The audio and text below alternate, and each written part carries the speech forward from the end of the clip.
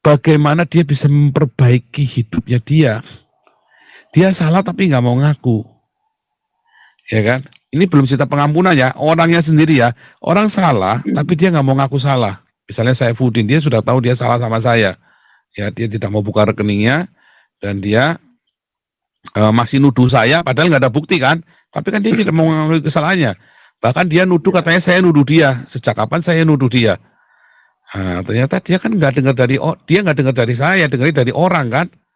Dan dia tidak mau klarifikasi, ya kan? Dan dia tidak akan pernah, akhirnya dia bolak-balik dari dulu begitu. Saya yakin dia memang orangnya modelnya begitu, makanya dia nggak berubah. Orang itu mudah panasan kuping terus ngamukan, wah asal denger apa nggak kenanan ya. Padahal bukan orang itu yang ngomong, tapi dia cuma dengar dari siapa langsung emosi, dia nuduh orang itu nggak benar. Jangan-jangan dia juga bukan ditipu. Saya bilang, tapi dasarnya wataknya dia begitu. Karena kan tutup komunikasi, blok, nggak mau, nggak sudi. Nah, lalu bagaimana orang bisa berubah? Ya kan? Bagaimana orang bisa berubah kalau dia tidak membuka diri? Orang yang suka berzina, suka selingkuh, tapi ini kan karena kelemahan, karena saya hiperseks, dia nyalakannya banyak kondisi kan. Jadi dia nggak berubah. Akhirnya ya berzina terus, cabul terus, nyimpen janda terus. Karena dia salah, nggak mau ngaku salah. Malah ngotot-ngototan, malah nyalain orang ini, nyalain orang, wah banyak gitu ya pendeta-pendeta yang kayak gitu ya. Dan malah nuduh orang lain yang berzina, padahal dia sendiri berzina. Nah, repot.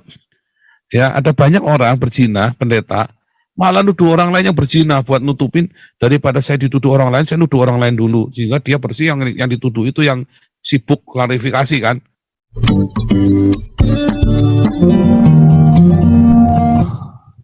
Pak Malaikat. Wah. Shalom Nabi. Shalom Pak Malaikat. Ya, mesti tampil. Tapi saya ini gini loh ya. Saya ini bingung. Jadi kesalahan itu yang terbesar dan dosa yang tidak bisa diampuni adalah menghujat Tuhan Yesus. Nah, menghujat Roh Kudus.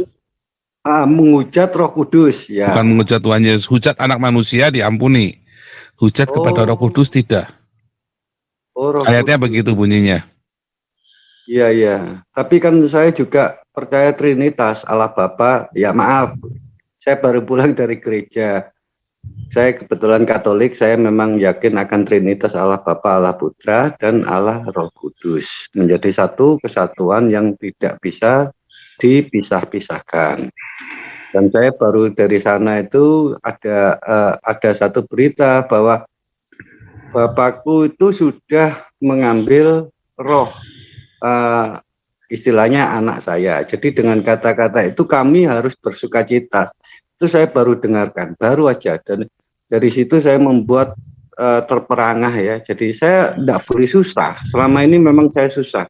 Saya harus move on bahwa Bapakku sudah melakukan, sudah bekerja, istilahnya mengambil roh anak saya. Jadi saya tidak boleh susah. Saya harus bangkit dan bangkit lagi untuk memuliakan namanya.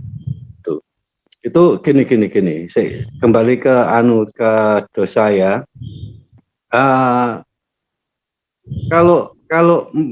Apakah kalau saya berbuat dosa, saya kan punya patokan begini, cara manusiawi. Satu, berbuat dosa itu saya mohon ampunan kepada orangnya. Pertama. Kedua, saya tidak melakukan hal yang serupa atau mirip-mirip dengan itu, misalnya berbohong, membohongi uang dan lain sebagainya. Ketiga, baru mohon pertobatan kepada Tuhan Yesus. Jadi minggu depan ini ada acara pertobatan. Saya juga mau datang seumur-umur saya barusan saya sekali ini mau tobat, mengaku dosa di depan Romo. Nah, pertanyaan saya, apakah saya harus meminta maaf? Mungkin dulu ada bekas pacar dan lain sebagainya, jadi saya untuk mohon diampuni lah. Itu begitu. Apakah saya harus mengkompliti rasa penyesalan dan berbuat salah kepada manusia yang pernah salahi. Begitu, Nabi, saya mau betul-betul ingin melakukannya. Kalau toh memang itu ada tertulis dalam Alkitab. Tuh. Jadi tidak hanya sekedar ibaratnya saya jiwit si A, terus saya ya memang saya tidak jiwit lagi, tapi saya minta kepada Romo, oh saya pernah jiwit si A, ampuni ya gini-gini.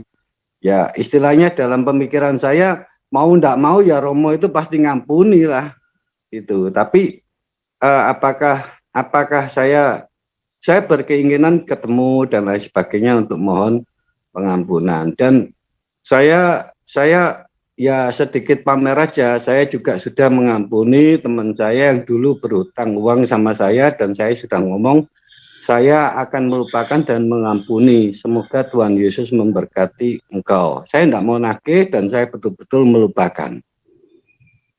Sekian. Nabi ke-26.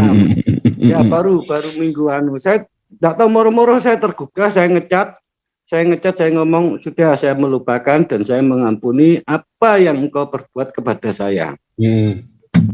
Minjem ya istilahnya nipu puluhan juta, dan saya langsung seneng gitu. Saya ngecat itu saya tidak saya ngecat, saya ngomong sudah, saya tidak mau nagih, tidak mau apa, sudah saya melupakan, saya berdamai dengan diri saya sendiri. Saya bilang gitu, itu urusannya. Loh, dianya memang lagi susah atau bagaimana? Kenapa nggak bayar?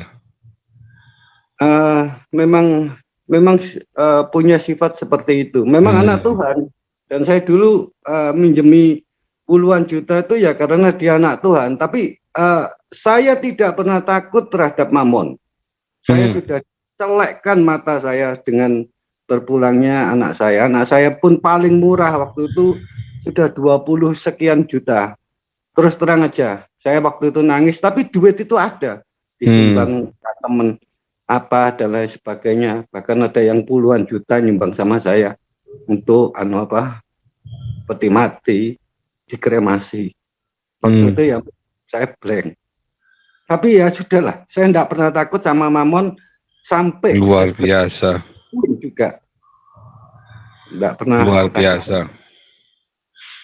Nah, jadi gini jawabannya mengenai pengakuan dosa itu kan, hendaklah kamu saling mengaku dosamu, gitu kan? Kalau kita bilang suruh saling mengaku dosa, ya. Nah, tetapi sebenarnya ayat itu bunyinya dipraktikkan oleh gereja Katolik beda ya, saling mengaku dosa. Yaitu ada di dalam Yakobus 5 ayat 16 lah, karena itu hendaklah kamu saling mengaku dosamu dan saling mendoakan supaya kamu sembuh. Ya, di Yakobus 5 ayat 16 ya, memang kita disuruh saling mengaku dosa. Tetapi yang dimaksud sebetulnya ini kan ada banyak tafsir gitu ya. Bisa orang bisa menafsirkan salah satunya adalah menafsirkan bahwa tadi seperti di gereja Katolik ya kan, mengaku dosa kepada pemimpin, kepada penatua ya kan. Nanti penatua atau kalau di gereja Katolik ya romo atau pastor mendoakan mengampuni supaya kita diampuni kan.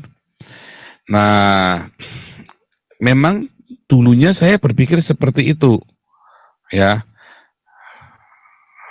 Dulunya saya berpikir seperti itu karena itu adalah tradisi turun temurun kan. Makanya ada dikatakan dalam Yohanes 20 timah Roh Kudus ya, nanti kepada orang yang kamu ampuni dosanya akan diampuni. Nah, berarti orang-orang yang punya otoritas ini yang bisa mengampuni dosa. Kemudian para jemaat disuruh saling mengaku dosa, kan itu penerapan dua ayat itu. Nih ayatnya coba kita buka dulu ya. Ini benar, ini pertanyaan memang boleh juga ya, tetapi ini maaf bagi teman-teman yang punya iman Katolik yang berpikiran berbeda ya. Boleh-boleh saja, balik lagi kan. Kita lihat nih di dalam Yakobus 5 ayat 16 kan.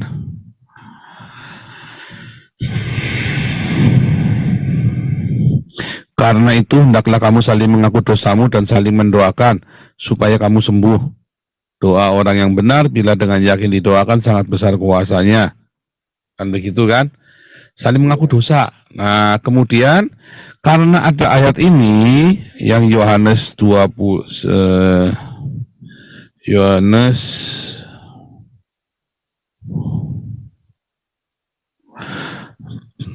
20 ayat 22. Dan sesudah berkata demikian, ia mengembusi mereka dan berkata, terimalah Roh Kudus. Jikalau kamu mengampuni dosa orang, dosanya diampuni. Dan jikalau kamu menyatakan dosa dan orang menyatakan dosa orang tetap ada, dosanya tetap ada. Nah, karena ini diberikan kepada para rasul, nah lalu nampaknya gereja Katolik berpatokan bahwa yang namanya mengaku dosa kepada para pemimpin gereja, yaitu romo, perwakilannya kan romo, pastor. Terus kemudian si romo pastor ini kan bilang, terima Roh Kudus, ya, aku ampuni dosamu. Berarti dosanya dia sudah dihapus. Kan begitu kan pemahaman kita. Tapi sebenarnya nggak begitu. Ini adalah dua cerita yang berbeda dan dua makna yang berbeda. Yakobus 5 ayat 16, ya, kalau yang saya ajarkan kepada komunitas kita tentang saling mengaku dosa. Artinya apa? Kalau kita salah, kita ngaku salah. Ya, supaya kita diampuni. Karena orang kalau salah nggak mau ngaku, ya, bagaimana dia bisa memperbaiki hidupnya dia. Dia salah tapi nggak mau ngaku, ya kan? Ini belum cerita pengampunan ya, orangnya sendiri ya. Orang salah tapi dia nggak mau ngaku salah. Misalnya saya Fudin, dia sudah tahu dia salah sama saya. Ya, dia tidak mau buka rekeningnya dan dia masih nuduh saya, padahal nggak ada bukti kan, tapi kan dia tidak mau mengakui kesalahannya. Bahkan dia nuduh, katanya saya nuduh dia. Sejak kapan saya nuduh dia? Nah, ternyata dia kan nggak dengar dari saya, dengar dari orang kan, dan dia tidak mau klarifikasi, ya kan? Dan dia tidak akan pernah, akhirnya dia bolak-balik dari dulu begitu. Saya yakin dia memang orangnya modelnya begitu, makanya dia nggak berubah. Orang itu mudah panasan kuping terus ngamukan, wah asal denger apa nggak kenanan ya. Padahal bukan orang itu yang ngomong, tapi dia cuma dengar dari siapa langsung emosi, dia nuduh orang itu nggak benar. Jangan-jangan dia juga bukan ditipu. Saya bilang, tapi dasarnya wataknya dia begitu. Karena kan tutup komunikasi, blok, nggak mau, nggak sudi. Nah, lalu bagaimana orang bisa berubah? Ya kan? Bagaimana orang bisa berubah kalau dia tidak membuka diri dan dia tidak mau merasa bersalah, nggak mau. Nah, itu saya selalu ucapkan buat istri saya, anak saya, dan saya sendiri. Kalau kamu salah, akui kesalahan. Karena perubahan terjadi karena kita ada pengakuan bersalah. Makanya pertobatan itu dari apa? Dari ngaku salah dulu. Ya, kita bisa berubah kalau kita ngaku salah loh. Makanya kita harus mengakui kesalahan kita. Nah, ini ayatnya ya nanti ada di urutannya 1 Yohanes 1 ayat 9. 1 Yohanes 1 ayat 9 ya. Ayat 9 itu ya. Jika kita mengaku dosa kita, maka ia adalah setia dan adil, sehingga ia mengampuni segala dosa dan menyucikan kita. Nah, ayat 8-nya, jika kita berkata kita tidak berdosa, ya, kita menipu diri kita sendiri. Kita ini semua pernah tersesat. Ya kan? Nah, makanya kalau kita pernah tersesat, ya, kita kan bertobat kan. Tapi kalau kita nggak mengakui, ya nggak akan berubah. Sehingga manusia lama kita masih, ya, manusia lama kita. Banyak orang, ya, berzina, oh ini karena saya dari dulu Islam, jadi memaklumi, oh ya nggak bisa. Dasarnya kita memang dasarnya kamu cabul ya cabul, ngakui aja. Misalnya begitu kan. Ada orang salah nggak mau ngaku, dia nggak sampai tua. Suami istri ya. Kenapa suami istri ada orang yang tidak berubah ya? Sampai capek ngomonginnya. Karena dia tidak mengakui kesalahannya dia. Sehingga dia nggak berubah. Orang kalau mengakui kesalahannya, dia mudah sekali untuk berubah. Karakter, ya perbuatan-perbuatan. Kalau dia ngakui, dia introspeksi, iya memang aku udah salah. Dia tiba-tiba berubah. Waduh, kok saya ngelakukan lagi, nggak sengaja. Aduh, kok saya gini. Nggak apa-apa, akui memang saya ada kesalahan, nggak usah gengsi. Tiba-tiba nanti dia berubah. Orang kalau tidak mengakui kesalahannya, dia tidak akan berubah. Malah tambah edan, malah tambah menutup diri, malah tambah jadi. Watak mati di gawang ngurak gitu loh. Watak mati di gawang ngurak. dibawa masuk sampai ke liang kubur, wataknya ya begitu dasarnya memang misalnya kan. Tapi kalau dia mau mengakui, ya, maka dia akan diampuni. Artinya apa? Ada perubahan nanti. Kalau ada pengampunan kan dia ada titik nol lagi kan. Nah, dia akan berubah. Makanya orang kalau salah harus akui, terbuka, mau dievaluasi. Nanti dia berubah. Ada orang-orang yang berubah ya, positif. Tapi ada orang yang tambah lama tambah jahat. Orang tambah lama yang doyan kentut ya tambah doyan kentut. Dia nggak merasa bersalah kalau kentut misalnya gitu kan. Misalnya kan, malah kentut, demi kesehatan, nggak, bukannya aku salah. Akhirnya dia nggak akan ini. Yang suka berzina, suka selingkuh, tapi ini kan karena kelemahan, karena saya hiperseks, dia nyalakannya banyak kondisi kan. Akhirnya dia nggak berubah. Akhirnya ya berzina terus, cabul terus, nyimpen janda terus. Karena dia salah, nggak mau ngaku salah. Malah ngotot-ngototan, malah nyalain orang ini, nyalain orang. Wah, banyak itu ya pendeta-pendeta yang kayak gitu ya. Dan malah nuduh orang lain yang berzina, padahal dia sendiri berzina. Nah, repot. Ya, ada banyak orang berzina, pendeta, malah nuduh orang lain yang berzina buat nutupin, daripada saya dituduh orang lain, saya nuduh orang lain dulu. Sehingga dia bersih, yang dituduh itu yang sibuk klarifikasi kan. Itu juga sama. Nah, tapi orang-orang itu nanti Tuhan nggak bisa dibohongin. Suatu ketika akan menyakitkan sekali ketika kebongkar. Saya punya kawan, dia berusaha menutup-nutupi ya, berzina hanya dia. Malah dia nuduh orang lain, nuduh sana, nuduh sini. Suatu ketika dia kebongkar beneran, sampai masuk koran, ya, yang dijinai anak di bawah umur lagi. Wah, itu sampai ngeri sekali ya. Orang dulu takut sama dia karena dia dekat dengan politikus itu ya. Orang takut, tapi ada kebongkar semua dan memalukan sekali. Ya itu teman saya dulu ya, ada. Saya nggak perlu cerita. Wah, itu ngeri sekali kejadian itu ya. Teman saya ya, sampai nggak percaya, akhirnya masuk penjara. Nah, karena nggak mau ngaku, maunya dikonak orang orang sampai bongkar dia dulu, baru dia ngaku. Wah ya telat, kalau orang sudah bongkar baru ngaku ya telat. Nah itu pertama. Nah yang kedua tadi yang Yohanes 20 ayat 22.